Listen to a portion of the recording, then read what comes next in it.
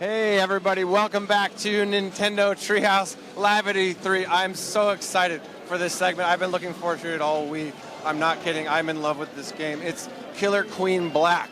And this game is a blast to play, it's a blast to watch, a blast to learn about. So what better than to bring the people that have created this game here to show it to you. So I'm here with Nick and Josh from Bumble Bear Games. And over here I've got Matt from Liquid Bit. And we're going to be talking you guys kind of through what this game is all about. Yeah, so I'm Matt Tesh. I'm the founder of Liquid Bit, and we're working with Bumble Bear Games to kind of bring Killer Queen to the home market. So I've got Adam Walters and Mike Chorak, two of our lead developers. They're going to start us out in the game, and we're just going to walk you through it. Yep. Take it away, guys. All right, so there's a lot to see. This game has a lot going on. As we can see, there's 3 paths to victory: military, economic, snail. And also, it's a 4-on-4 game. We've got a blue team, a gold team. Each team has a queen, and there's 3 worker bees. So, Matt, talk a little bit about what we're seeing right now. Yeah, so right now you're seeing, like you said, 2 4-on-4 teams going at it, trying to get one of those 3 win conditions. And there are different character types. So each team starts with 1 queen. And that queen is very special. She's very agile, she's very vicious, she has a lot of attack moves, but she's also fragile, right? So if one team loses the queen's life 3 times, that's the end of a match in terms of a military victory. And we can already see that one of the queens, you guys, are these ones with they've got permanent wings, permanent sword, and their life is illustrated by these eggs up in the upper left and right corner. So you can see the blue team's queen already is down to its last life. Gold has 2 lives left. Right, and that blue team queen has to be super careful now, right? So if she gets killed by the opposing team, that is game over. So, she's kind of just hanging up here, doing her thing, trying to stay out of trouble. But you also see an economic victory happening over here in blue on the left. He's trying to toss it in. You've got a queen ledge guarding, making sure that they don't win with that specific victory condition. So right now it's 2 berries to 2 berries. Yeah, so you guys pay attention to those berries in those hives, because once those get full, the game is over and that team will win. But there's also one more way we haven't talked about to win. What's happening down at the bottom of the screen? And it's happening right now. Oh, there we go. So that's one of the great things, right? I mean, you have to constantly track these 3 different win conditions, and anything can just jump out and happen. And, you got to make sure that you're tracking the snail, tracking the queen lives, tracking, the economic victories, and making sure that you're working in concert with your team. Yeah, and so now we saw one match, so you guys watching at home, so just kind of start paying attention. Remember that each team has a queen, and that queen has sort of a different responsibility. It's almost like being a quarterback or being a different position than the rest of your players. They've got a lot going on, and these little worker bees, you have unlimited lives as a worker bee, right? So you can kind of do a lot of stuff and not worry too much about dying. Sometimes you sacrifice yourself. Sometimes you absolutely sacrifice yourself as a worker bee. So right down here we talked about the snail. If somebody's going to get on there and ride the snail to their side, that's one way. But that will also draw a lot of attention down, as they get closer and closer. And some of the snail victories, or at least getting close, will force other victory conditions as you kind of have to pay attention and adapt to what's being played. This is really cool. This gold team member is riding the snail. So let's see, is the blue team going to notice that?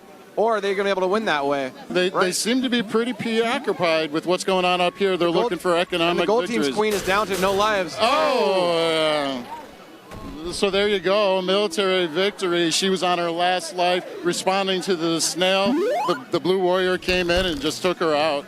So I think you just mentioned blue warrior, so maybe we could talk a little bit. I think I might bring in Josh here to talk a little bit about the weapon types that the worker bees. Sounds great. Hey, Morgan, how's it going? Hey, good. I'm so excited to talk about your game. I love this thing. Yeah, I found that you can take those out. There's a little bit of a lag. Yeah. Yeah. So we're talking about this game. People watching at home, there's a lot going on, but once you kind of get it, it's so much fun. So what we haven't talked about yet is that the worker bees can get weapons or upgrades. So that's right. Talk us through that. Yeah. So there's a variety of weapons, and they all work differently and have different strategic purposes for getting them. So the first one to start with is the Queen's Stinger, we call it, which is a sword that she starts with. And she's the only character that actually starts with a weapon. and she always has it. She can't lose it. So her attack is very powerful because when she attacks, she lunges horizontally, and it's really fast. It can catch other characters, and using that lunge, she can be faster than the other characters. It also, when she does it, she goes horizontally, so she has a very narrow hitbox because of like her position allows her to. She can fly under other characters or through little gaps in the level design. And she also has a special move that none of the other weapons can do, which is a dive. So if you hit down, right there in the middle of the screen, you saw that queen kind of boom. Yeah, there we go. Yeah. So when she gets that like bright flash, oh yeah, look, there looks like they might be getting a snail victory down in the bottom right-hand corner over here. Okay, so that dive move is really powerful too. You just hit down on the stick, and she'll dive really fast, and it's also an attack. Oh. Okay, yeah, so we got another economic victory. But I mean, I think that, to me, that shows one of the really exciting aspects of the game when, like, one team is going for econ, the other team is going for snail, and, you know, it's a race to see who gets it first. Yeah, and you can never really relax because I feel like the minute you're, like, get tunnel vision on one type, then something else, you're like, it happens to me all the time. I'm like, right. Berry, Berry, Berry, and I look down, I'm like, no, the snail. Yeah, you got to always be watching the whole board.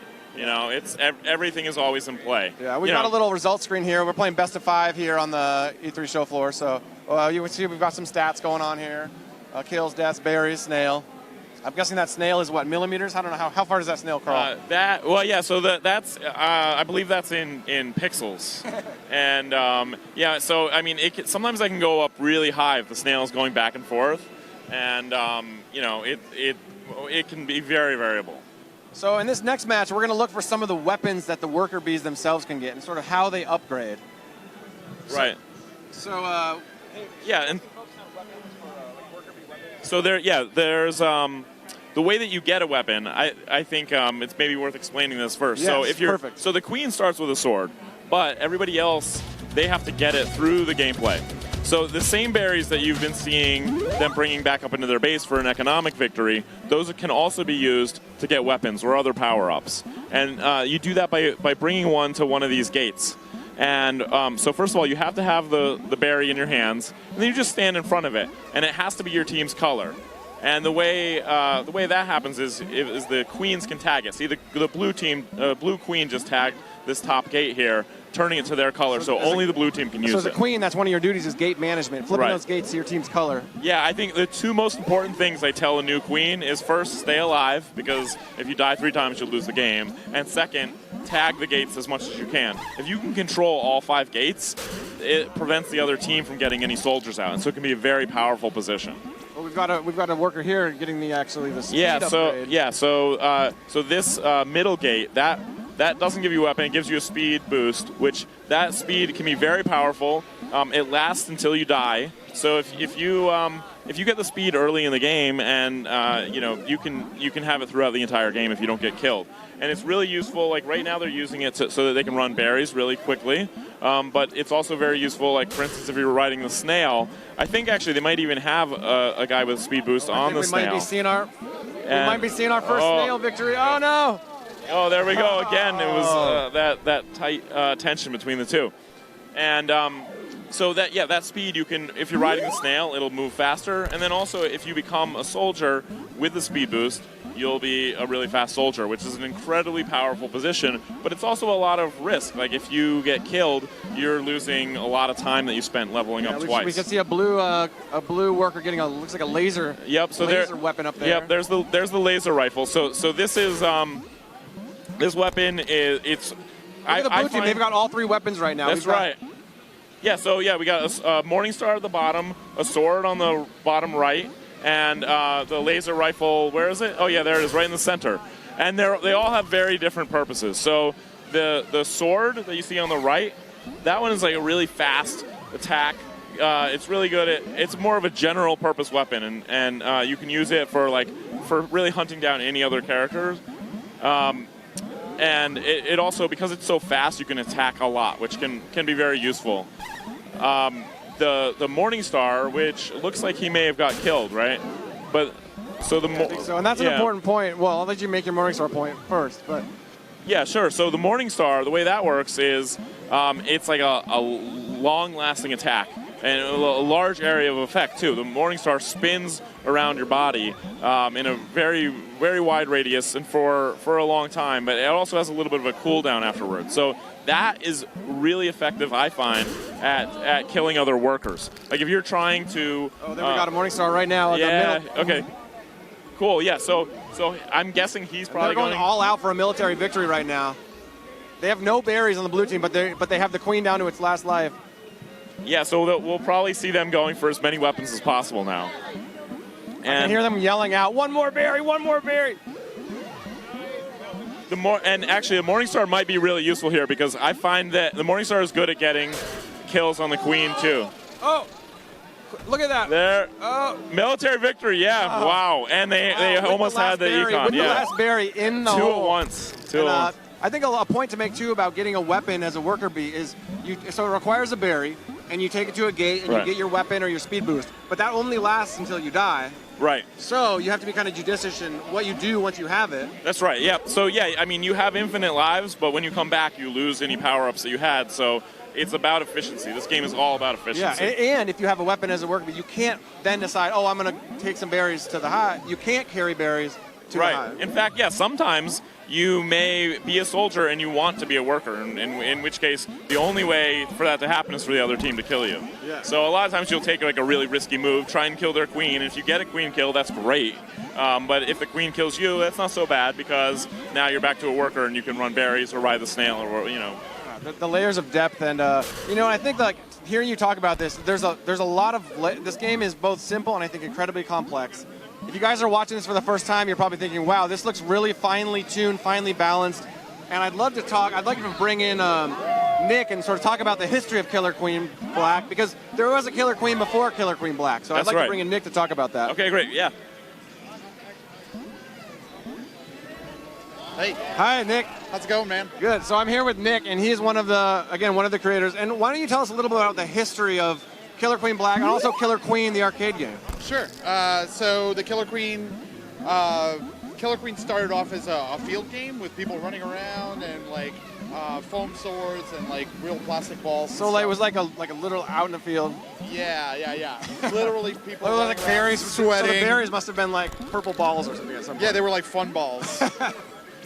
So anyway, we decided to make a digital version, and it became very apparent very quickly that we needed to have dedicated hardware because it was like really hard to run the game and stuff like that.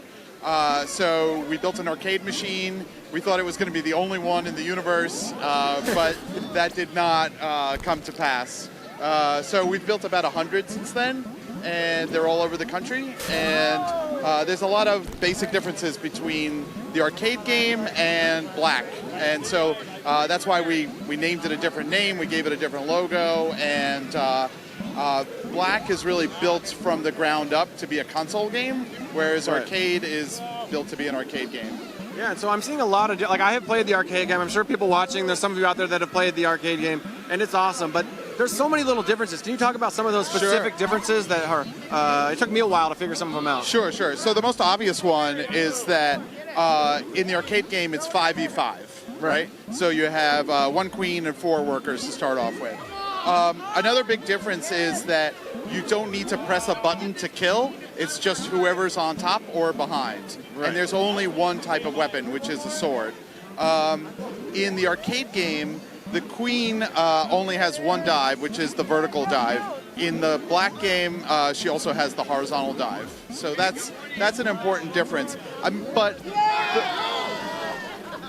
Really, I would say the most important difference is like the fact that you only have the sword in the arcade game, and that it's always like the top is the winner, means that the zoning gets really, really different, right? So you're constantly doing this thing called crown scraping, which means you're hanging under a ledge and like just hugging the ledge so you can get the most height out of there. Because you always need height advantage to it. Exactly. In the arcade game. Exactly. So whereas in Black, because height is not so important, your zoning is very, very different. So you can almost attack from any angle. It's more about who gets there first. Exactly.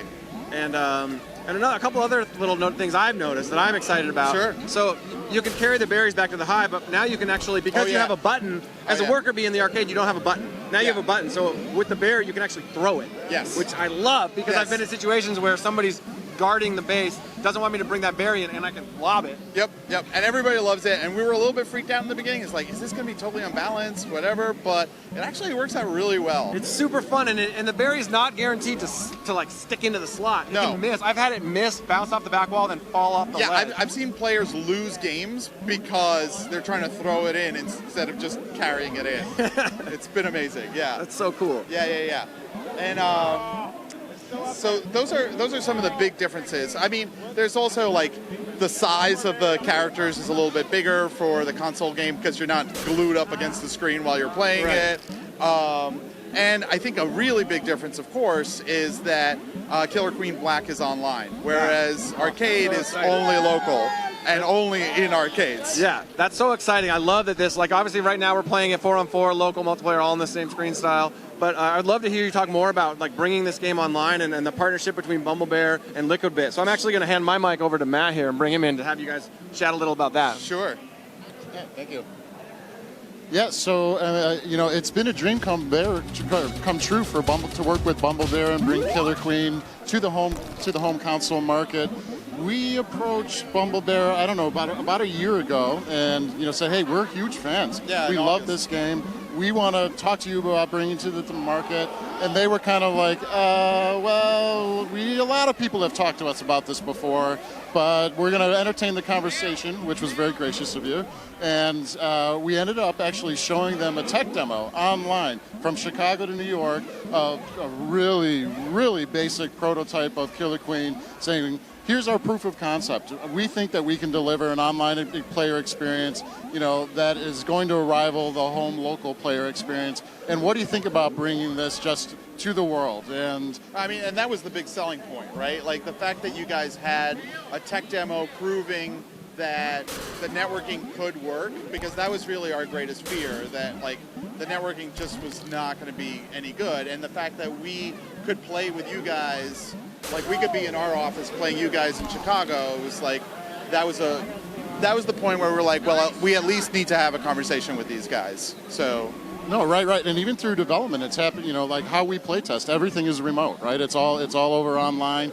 Since we're in Chicago, they're in New York. I mean, but we still act as one company. And I think that the really interesting story here is the fact that we're two small companies. Liquidbit is 3 employees. Bumblebear is me and Josh and a couple of people to do logistics. But our combined skill sets has really created a product that is greater than the sum of our parts, right? With the design and the artistic direction and the obviously the Killer Queen expertise that Josh and Nick bring, coupled with our technical experience and the way that we can produce things and really, bring it to the mass market. None of us could have done this without each other, and I think that's the really cool story here. Yeah, it's been great. It's been really an amazing journey working with you guys, and like making this happen has been really amazing. Oh, it's as surreal for us as it really is as fans of the game, and then being at E3 and starting with the conversation and announcing at E3 with Nintendo. I mean, it doesn't get any better than this. I mean, this is as cool as it gets. Right. I mean, like pre-GDC, we were like, maybe we should talk to Nintendo about this or whatever, and we talked to Kirk, and then he was like, oh, I want to show this at E3, and we were like, what? That's like a month and a half away, and we don't even have dev kits, and but Nintendo really helped us out. They really made it happen, and I mean, according to you guys, you got it up and running in 4 hours. Oh, Nintendo's support for indies has just been absolutely incredible. I mean, yeah, we showed it to Kirk at GDC. He was like, hey, I want to show this at E3. We said, like Nick said, we don't have dev kits. 3 days later, dev kits arrive in our office. 4 hours after that, we had a really rudimentary version running, and about a week and a half later, it was polished enough to show. So, I mean, for all the indie developers out there, Nintendo's embracing us, and it's awesome. The tool sets are great. That's so great to hear you guys talk about that. We're so excited to have you guys, and I'm really excited to be able to play this online. And I've been someone who's been evangelizing about this game, even going back to the arcade, so to be able to play this with my friends online is so exciting. And I kind of want to, right now, if you guys are okay, I'm going to bring Josh back in to talk a little bit about something we haven't talked about yet. Hey, Josh. Hey, what's up, Morgan? So, one thing we haven't really talked about yet, Killer Queen Black. I see a gold team and I see a blue team. Right. So, tell me about the title and what's the black element? Sure, yeah, it's called Killer Queen Black because at any given time, there is a single black team. And they look really cool. We have not yet revealed what they look like, but they look cool, trust me. And if you beat the black team, you become the black team. And you keep that until somebody else beats you. And also, we plan to be streaming the black team at any given time. So you can go to our Twitch channel or our website and view the black team playing. So you'll be up playing online, and you might you might run across the black team. There's only one black team. Right. If you defeat them, you become the black team. That is correct. That. Yeah. And I can't wait to see how that changes hands and to be able to look at look back at footage someday. Right. I hope that maybe I could play that team, and then I could go back and find my footage and. Yeah, exactly. I feel like we'll see a lot. Oh, go ahead. Yeah, I think it'll even be exciting just being able to play against them, right? Like every once in a while, you'll get a match and you get matched up against the black team, and even if they beat you, it'll still be a really exciting moment. And if you beat them, then that's great. You have your moment of glory. And I feel like those matches, like you might just be like sitting around, like, oh, I'm just playing another game, and they're like, oh my God, here they are. Yep. So tell me about this game is it's like we said, Bumble Bear, small team, Liquid Bit's a small team. I'm sure I'll see some like hardcore strategies that play online. People are going to learn from each other. What are some of the strategies you might think? Like, what are some of the higher level play that maybe like when you're the queen, like what are you thinking about? Or when I'm the queen, I'm often thinking about trying to take out the other queen and the soldiers. I find that in this game, unlike the arcade game, the queen is not very effective at taking out the workers. They're very small and hard to get with her attack, and so I'll usually focus on being like very dominant militarily there, and I won't try to use her to, for instance, ledge guard, that's a term that came out of the arcade community called ledge guarding, which is basically hanging out in the base, almost like the Gold Queen is doing it right now. So hanging out in the opponent's base, right on the ledge, preventing the workers from getting in. And I think we're going to see some different strategies arise with ledge guarding because with the ability to throw the berries in, it really changes things a lot because you can throw it over the ledge guard's head. But also it allows you to often ledge guard with a worker because sometimes you want to have a worker up there in case there's loose berries that get thrown in there or knocked in there. The worker can just pick them up and throw them out. And so it can be very effective for really any of the types of characters. That's so cool. I mean, I could probably talk strategy with you all day. It's been so cool to take a look at this game on the show floor. I want to really quick give you each a chance. If any of you guys have any closing thoughts that you feel like didn't get said or you want to share with your community, I'll let you go first. Sure. Yeah. I just want to say, the game. I guess the game is coming out this winter, so we can't wait for people to be able to play it on the Switch. Make sure to go to our website, which is killerqueenblack.com, for more information on the game and more resources for staying in touch. Sounds great. Nick, Matt, anything from you guys? Honestly, I'd really like to thank our existing arcade community who's been very supportive of this new Black game and welcome new players. Yeah. All right. Yeah, I want to echo what Nick just said. Thank you to the existing community. We have been looking at the social media. You guys have been supportive. When we get back from E3, we'll be answering as many questions as we possibly can. And thank you for Nintendo for giving us this opportunity, put it on this great platform. Yeah, thank you guys for being here. Bumble Bear, Liquid Bit, love having you guys. Thank you for showing this game off. Thank you guys for watching Nintendo Treehouse Live at E3. Stay tuned. We'll be right back.